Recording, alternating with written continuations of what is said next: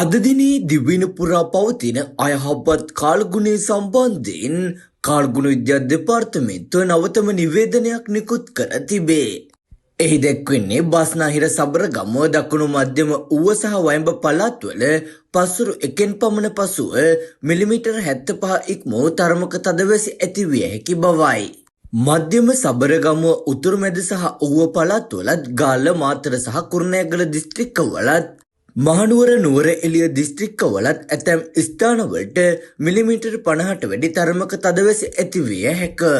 දිවයිනේ සිසු ප්‍රදේශවල ප්‍රධාන වශයෙන් වැසිරහිත කාලගුණයක් පවතින අතර ගිගුරුන් සැතවැස් සමග ඇතිවිය හැකි තාවකාලික තද සුළං වලින් සහ අකුණු මගින් සිදුවන අනතුරු අවම කර ගැනීමට අවශ්‍ය පියවර ගන්නා ලෙස කාලගුණ විද්‍යා දෙපාර්තමේන්තුව මහජනතාවගෙන් ඉල්ලා සිටී.